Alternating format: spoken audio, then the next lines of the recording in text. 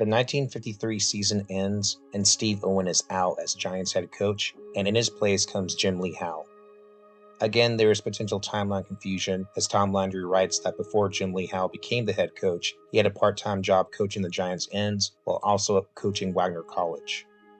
However, Pro Football Reference shows no overlap, but the December 15th, 1953 edition of the Evening Star confirms this, as it lists Howe as having two roles.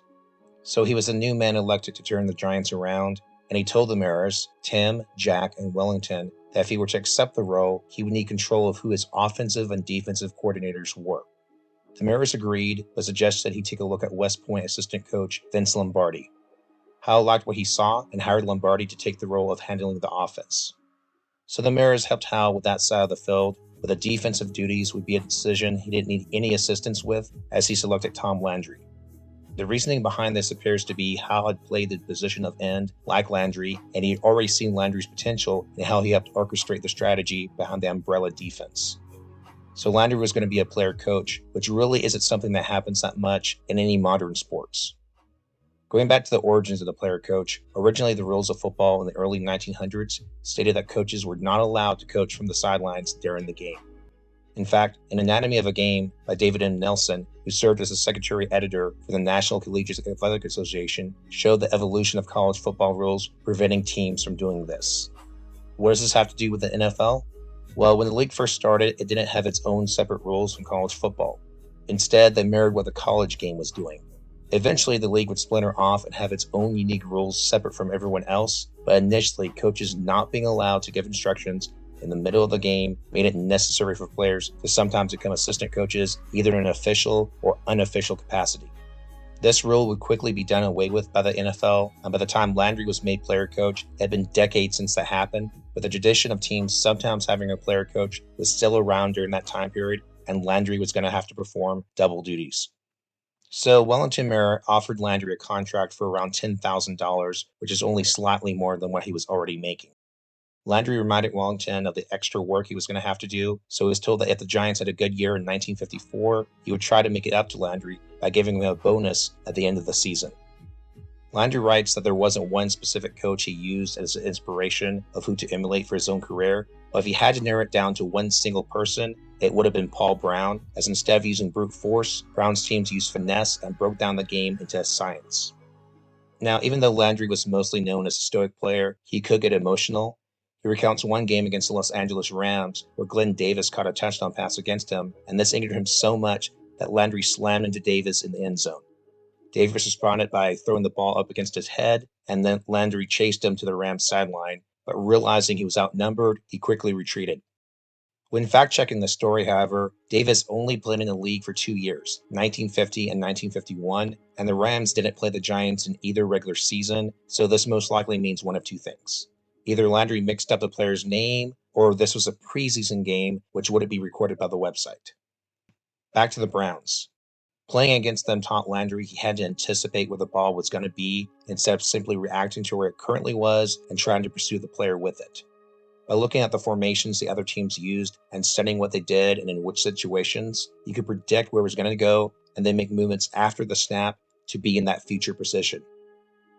This may seem basic and obvious now, but Landry sums up that back then, a lot of defense and strategy was more reactive than predictive, and this strategy of predicting what an offense would do was much easier than today, as the playbooks in the 50s weren't nearly as big or complex. For example, if the Giants saw a team line up in a certain formation and the halfback went one way, that would usually mean only one of two plays were being run. If, however, the fullback went the other direction, then that would be an additional set of normally just two possible plays. As I said before, it was much easier to predict. However, Landry had to convince some of his teammates. Dick Nolan, a younger player on the team, always had questions. Landry writes, I'd say if the Redskins line up in this formation and this man goes here, then the ball's going to go there. And then Nolan would raise his hand and ask, but what if it doesn't go there? What if it goes over here? What if? I'd say it won't. And then Dick would say, but what if? Landry finally got to the point where he said there are no what ifs, and this led to one of the Giants players putting up a sign on the wall stating just that. One of the funnier moments with Dick Nolan came against the Rams, who had a goal line play where they loaded up on their big guys, and behind their largest blockers, they ran the fullback, Dan Towler, who was almost impossible to stop. Landry sensed that since Nolan was smaller and inexperienced, the Rams would probably run the ball on Nolan's side, and sure enough, they did. There was only one problem. The goalposts in the 50s were right at the goal line, and Dan Tyler wasn't looking as he put his head down to ram into the end zone.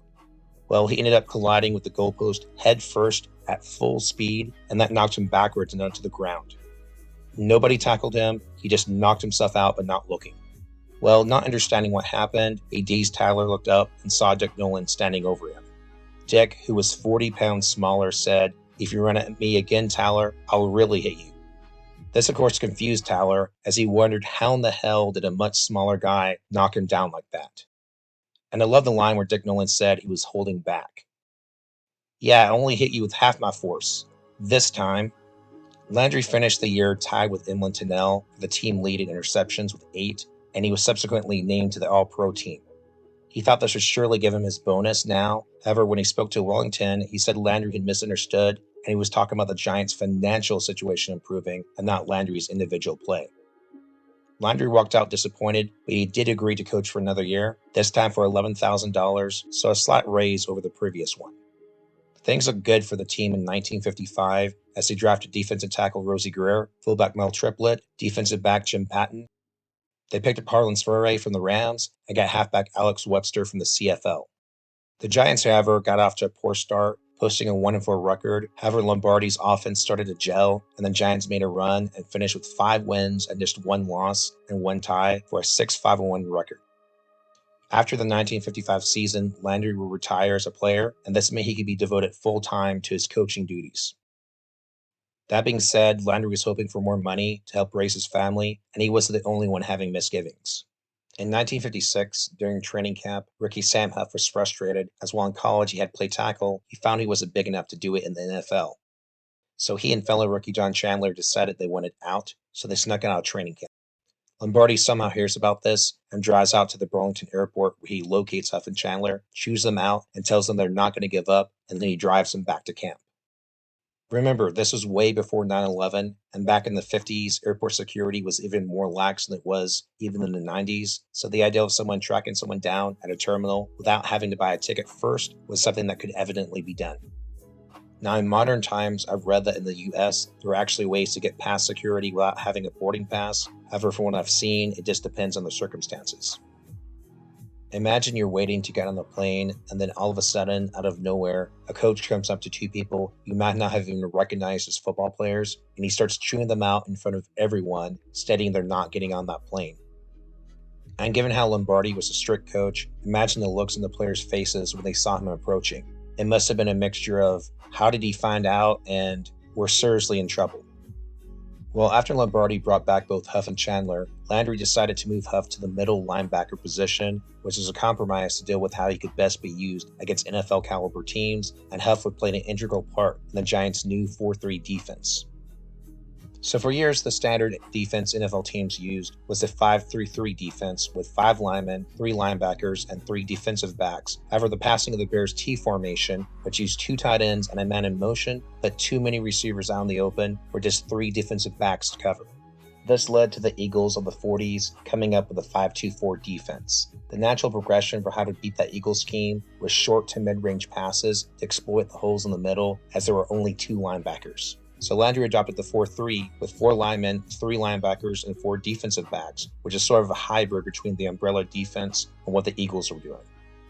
This defensive scheme, with Huff leading the way in the middle at linebacker, paid dividends, as there was no one underlying weakness against the NFL offenses of the time. So 1956 would also bring about a headset being used in the quarterback's helmet for the first time, as Cleveland coach Paul Brown implemented this in the preseason in an effort for the coach to radio in plays to the quarterback and make communications much more effective.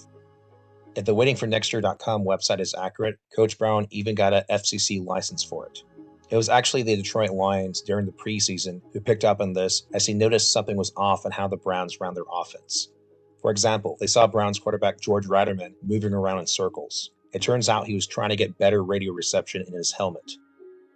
Well, during halftime, some assistant coaches for the Lions went to the Browns sidelines and saw the electronics they had set up. So during the second half, the Lions decided to try to destroy the device inside the quarterback's helmet by trying to land extra hard hits in it. Additionally, the headset would pick up radio communications from cabs, stadium walkie-talkies, and other broadcasts. So this takes us to the third game of the season where the Browns are now playing the Giants, who knew all about the headset. So the rookies Giants end Bob Tripp put on earphones and turned the radio to the frequency Cleveland was using. Brown would then repeat the play call of the Browns, and Gene Filipski, who was formerly on the team and knew their signals, told everyone else what they were going to do. As a result, the Browns were able to do much against the Giants, and they abandoned the headset in the second half, where the Giants would go on to win 21-9. And a few days later, NFL Commissioner Burt Bell would put a stop to this once and for all by banning the device. Landry had a hands-on approach to coaching, and this was especially true of his centerpiece, Sam Huff. Landry would often call him up at night and ask him what he was doing, and if he had some free time, he'd tell Huff to come over to his apartment to study game film with him of the team they would be playing next week. So Huff would go over to the Excelsior Hotel, where Landry lived during the season, and with a projector playing game footage against Landry's living room wall, he and Huff would sit and prepare for the next game, while Alicia would get their two kids, Tom Jr. and Kitty, ready for bed. There's something interesting about that mental image of a thing that doesn't exist in modern professional sports. I'm not saying there aren't any scenarios where that can't still happen, but Landry writes that this was something that was done on a regular basis. Just an NFL coach and his player watching a game on a sofa, while in the background the coach's son and daughter are brushing their teeth and getting ready for sleep. Anyway, this extra work paid off as Huff quickly established himself as one of the top defensive players in the entire league. At the same time, Lombardi's offense was falling into place as the running of Alex Webster combined with the running and passing of Frank Gifford led to an offense that was hard to stop. The Giants finished the season with an 8-3-1 record and qualified for the 1956 NFL Championship game against the Chicago Bears. The field, however, was iced over, and this made Wellington mirror flashback to the 1934 NFL Championship game, also against the Bears, where the Giants took a bit advantage by switching to basketball shoes at halftime. So he brought this up to Coach Howell, and they had two players run around the field before the game, one with basketball shoes and the other with cleats. When the player with basketball shoes fared much better, the Giants placed an order to defensive end Andy Ripostelli, who owned a sporting goods store, to have 4 dozen basketball shoes delivered. They arrived just in time for the game, and this big advantage helped the Giants rip apart Chicago by a score of 47-7. This was the Giants' first championship since 1938, and Landry's share of the game's bonus money was $3,779.19. Despite winning it all, Landry was left feeling unsatisfied and unsettled. To demonstrate the NFL's lack of popularity, when Landry would return to Texas, he would have people ask him where he'd been.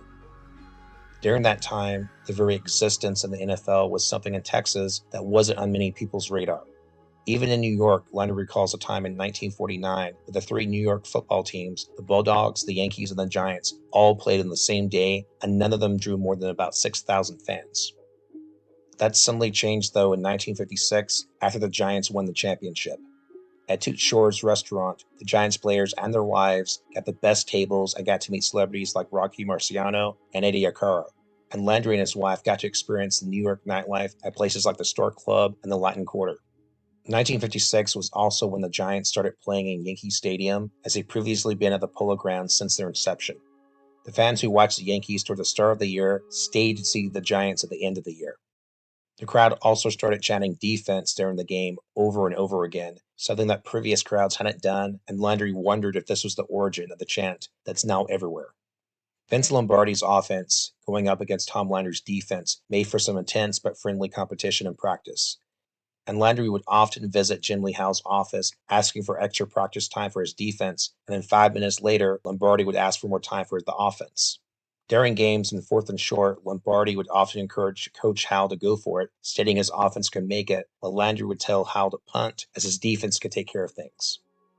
Landry mentioned he and Vince had little in common. Lombardi was a talkative Catholic Italian-American, while he was a soft-spoken Texan, and when things went wrong, Lombardi would be stern and instill fear to get things right again. Landry, however, hardly ever raised his voice and used game planning to fix things. Despite this, Landry, Lombardi, and their wives all became friends, and Lombardi's wife, Marie, could handle her husband's emotional side like no one else Landry ever saw. And even though they had different coaching styles, they both worked, and although Landry wouldn't truly appreciate this until years later, Coach Howell let both him and Vince run their offenses and defenses the way they wanted. Anytime Lombardi's offense had a bad game, though, he would be in a bad mood for about 2 or 3 days, and it was best not to speak to him, or he'd snap at whoever didn't get the hint. But people learned not to take it personally, as that was just Vince. So 1957 comes around, and the Giants fans are wondering if a new dynasty has arrived. There's only one problem with this coming to fruition, though: the Cleveland Browns' new draft pick, Jim Brown.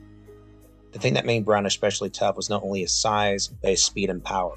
Prior to Jim Brown, while the NFL had big running backs before, or ones that were fast, he had a combination that had never really been seen before.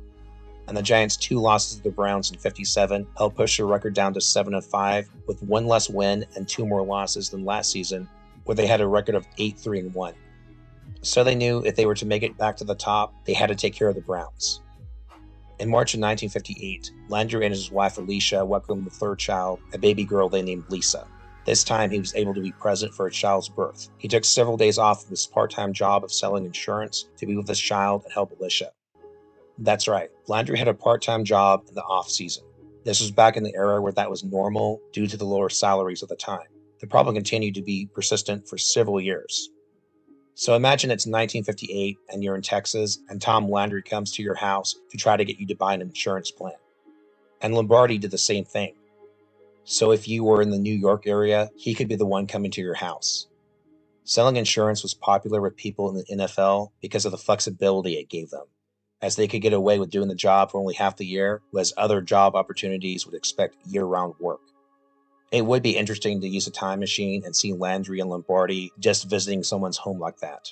As noted before, though, the popularity of the NFL was still going up, and it hadn't yet reached the heights it would soon go to, so that image was less surreal to people than it would have been if it happened now. The Giants would get off to a slow start in 1958, but they managed to turn it around, and in the last game of the season, they were 8-3, trailing the Cleveland Browns by 1 game. The Browns had beaten the Giants earlier that year, so the Giants could not afford a loss or a tie. It was win or go home. In the snow, with the game tied at 10, and facing a 4th and 10 at the Cleveland 44, with only 2 minutes left, the Browns looked like they had to go for it, but Coach Howell instead sent in Pat Summerall for the kick. At 49 yards, this was going to be Summerall's longest attempt ever as a Giant, and he was going to have to be kicking in the snow.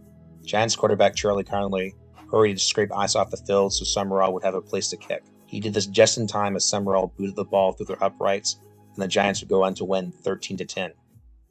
This meant a tiebreaker game would have to be held to determine the winner of the East. You have to remember that back then the NFL would normally only have one playoff game at the end of the year, the NFL Championship game. Extra playoff games were only played to break a tie. They were the exception, not the rule. Landry then mentions a coin toss was held to determine which team would host the next game, but he didn't say when this coin toss was done. Presumably it would have been at the end of the game, but the details are unclear. The Giants won the toss, though, so they would be hosting in Yankee Stadium the following week. This time there would be no snow, and the Giants struck first on a Lombardi-designed double reverse play, where Gifford, whom Landry called Giff, took the ball all the way around to the 10-yard line, and as he was about to be tackled, he gave it to Charlie Connolly, who ran it into the end zone. Cleveland, however, couldn't get the ball rolling as the Landry-led defense shut down Jim Brown, who rushed the ball 7 times for just 8 yards, and the Giants went on to win 10-0. This would bring them to the 1958 NFL Championship game against rising star Johnny Unitas and the up-and-coming Baltimore Colts that would quickly be dubbed the greatest football game ever played. To make the event even more memorable, television coverage of this game enabled people all across the country to tune in. The NFL was about to become prime time. Unitas, with his air attack, gave the Colts a 14-3 lead at the half. The Giants came back to take a 17-14 lead, and this led to Unitas and the Colts getting the ball back with just 2 minutes of play on their own 14-yard line. Despite the Giants' defense trying to double-team both receivers, the Colts made it all the way to the New York 13-yard line, where Steve Myra kicked the game-tying field goal to send it to the first overtime game. To put it into proper perspective, NFL fans are now used to overtime. They can still be exciting, but imagine if you had followed the Giants since their inception in 1925 when you were 10 years old, and now it's 1958 and you're now 43, and you had literally never seen an overtime NFL game in your entire life. The moment was that big. The Giants won the toss to get the ball first, however the Colts defense held and they punted. The Colts then marched down the field with Alan Amici plunging in from the 2-yard line for the score and the win. Millions of Americans saw this game. Professional football had finally arrived. Landry, though, felt less excitement as going back and forth between the Northeast and Texas and not being able to have one single job to support his family took its toll on him. He and Lombardi discussed the difficulty of them both having to divide up the year between their two jobs. On top of this, Landry's two oldest kids, Tom Jr. and Kitty, were now in school, and while they managed moving back and forth between Texas and the Northeast well, Landry wanted to provide them with a stable life in one place, but he wasn't quite sure what to do. In 1959, Landry kept on getting the feeling that this would be his last year in New York. By this time, his family was living in Stamford, Connecticut, and he would carpool with three Giants defensive players, Andy Robustelli, Ed Hughes, and Cliff Livingston, and there was also a fifth person who would ride with them, a lawyer turned sportscaster named Howard Cosell. Yeah, Landry would ride in the car with Howard Cosell on a regular basis to New York. The more I read, the stranger and more interesting the past gets. While Cosell was mostly known then for covering boxing, and while he wasn't as negative then either, he was always very opinionated and he wouldn't hesitate to let Landry or his players know how he felt.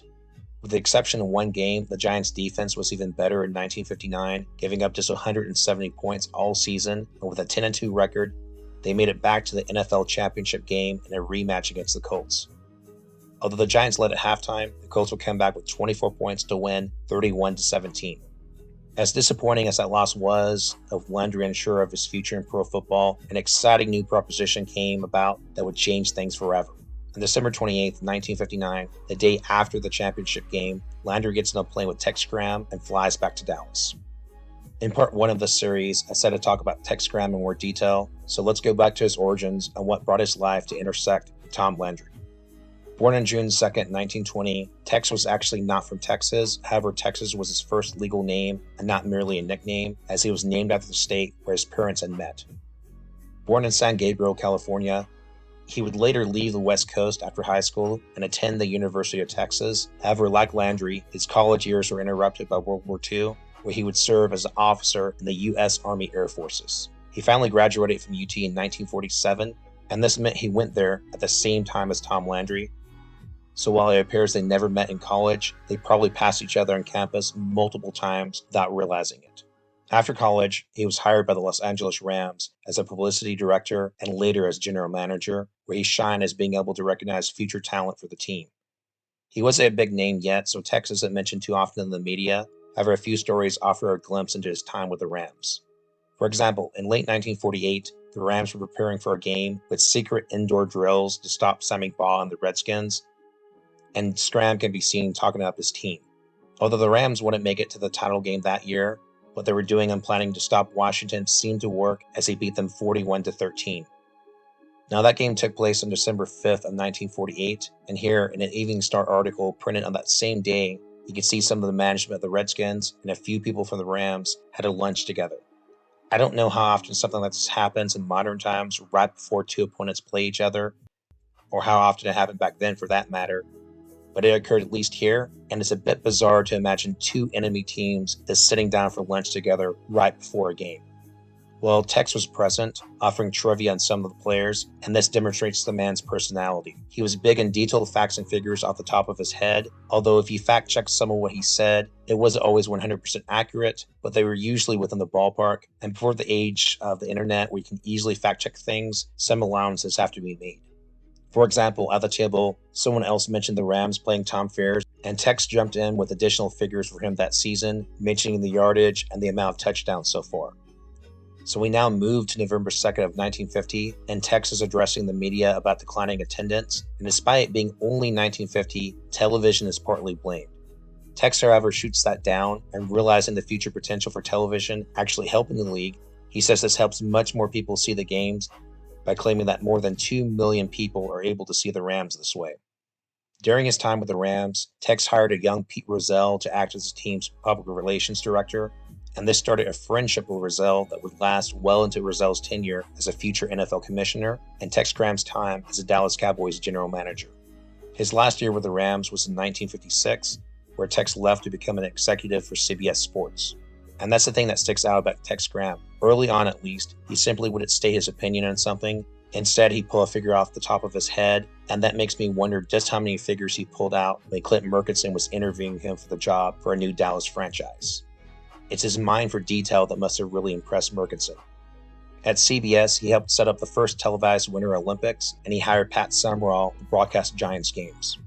While Chicago Bears head coach George Halas, who was also in charge of the NFL's expansion committee, saw what Tex had done with the Rams, and he knew Clinton Murchison wanted to start a franchise in Dallas, so Halas introduced Tex to Murchison, and Tex is hired as his new general manager. Tex, recognizing talent, decides to pursue Tom Landry for the position of head coach, and this takes us back to that plane trip on December 28, 1959. Within minutes of the plane landing, Landry and Tex walk into a press conference at Love Field. Tex introduces him as the new coach of the Dallas Rangers, which of course would soon be changed to the Cowboys. In my first video, I mentioned Lamar Hunt trying to get an NFL franchise and getting turned down, and then forming the American Football League as a result.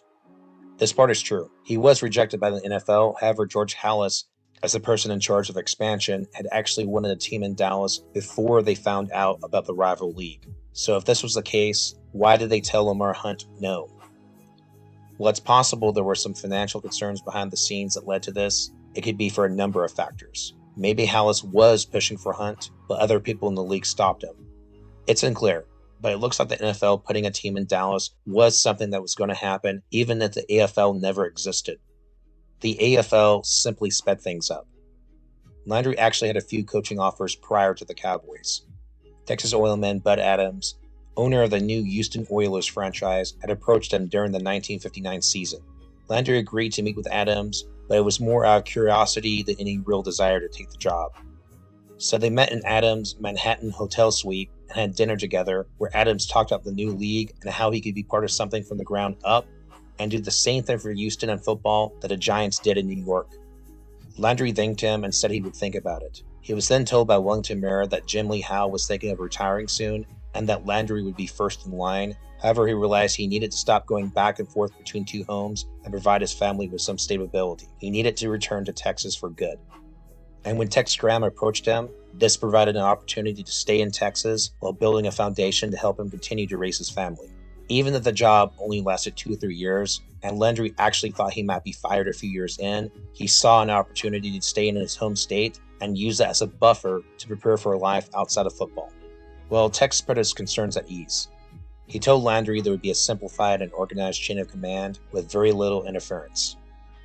Landry would handle the coaching, the players, and Tex would handle the business side of things.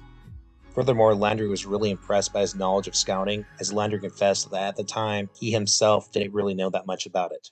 Tex was confident that Gil Brandt, who he had worked with the Rams, would build a strong scouting system.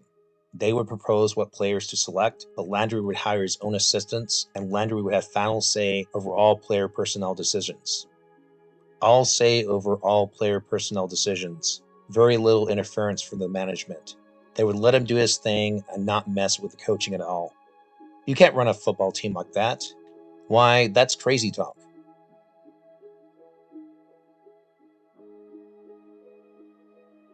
So Tex offers Landry a 5-year contract for $34,500 a year, which he accepted. He was now going to helm the Dallas Cowboys, and his life and Texas sports would never be the same.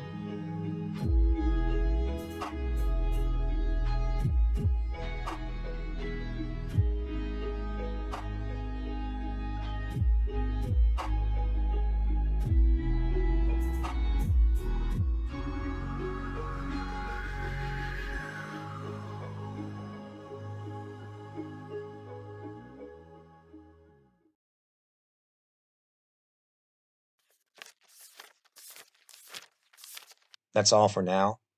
After this, I'm planning on doing a video for the 1957 NFL Championship game, and then doing a retrospective on Vince Lombardi. However, I may continue with more deep dives into the early years of the Dallas Cowboys if there is enough demand for it. See you next time.